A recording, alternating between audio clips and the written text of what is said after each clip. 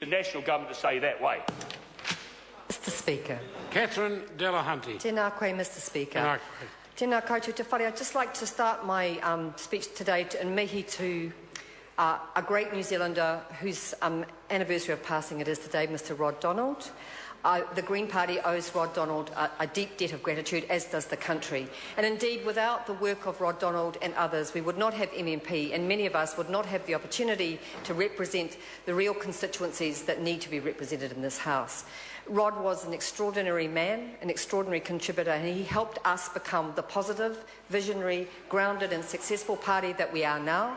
And I think that if he was with us today, he would be proud to see that we have become a strong and positive force in New Zealand politics with a great future ahead of us and with a clear, transformative idea of where we need to go. This week, more good news, as the National Party likes to say, but this time it is. This week we had another Green success, and that success related to an interesting story. All the MPs in Parliament about 6 months ago received this little gift, which was a product which was for hand washing and other types of health product. I read the label, and on the label I found a chemical that is very, very dangerous to human health and to the environment. And to their credit, when I challenged the company who sent us this gift and said this chemical triclosan is a risk to human health and the environment, they withdrew the chemical, which was an incredibly positive thing to do, and they have also looked at their products in terms of making them safer. So today I'm celebrating the opportunity that they have taken up of listening to the Green Party when we have said that our health and the environment should not just be greenwashing but must be made real.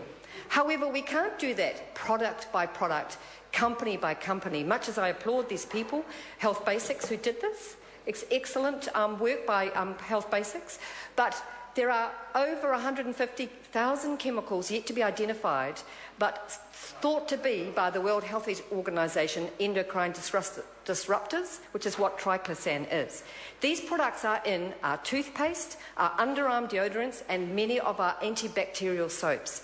And for the citizen reading the label and finding these chemicals that actually create endocrine disruption and affect muscle performance and are deadly to aquatic life, and in chlorinated sewage water turn into dioxin from this one product, triclosan, we cannot expect the citizens to know this. So there is a role for the regulator. And my challenge today is to the Minister for the Environment that instead of the EPA laboriously requiring citizens to prove that chemicals are unsafe, or for me as an MP who just happened to know about this to find the company and challenge them, it would be excellent if the Minister for the Environment stepped up on this issue and changed the EPA model for assessing chemicals. I have asked the Minister and the CEO of the Environmental Protection Agency to reassess triclosan immediately. We need it out of our products.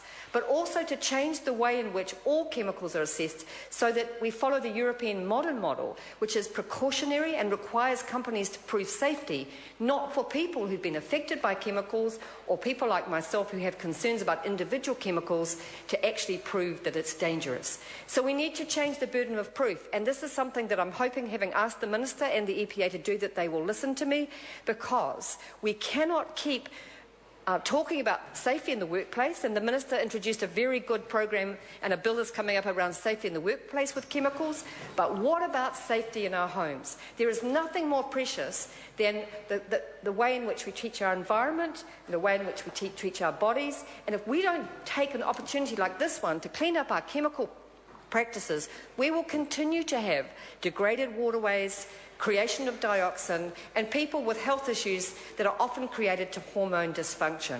So this is a very serious matter, Mr. Speaker, which I'm delighted to say we managed to get some progress with this company.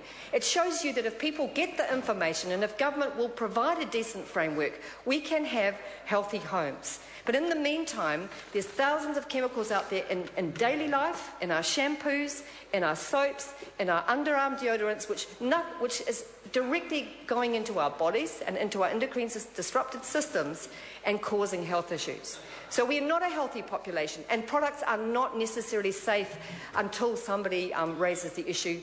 We have a responsibility to make change. One of these issues that I've been working on for a long time is the issue of dioxin, and it's terrifying to think that triclosan can create dioxin in our sewage systems, in wastewater, simply by being washed down out of the household water and plumbing system. People don't know these things. We need to make change. I call Paul Foster Bell.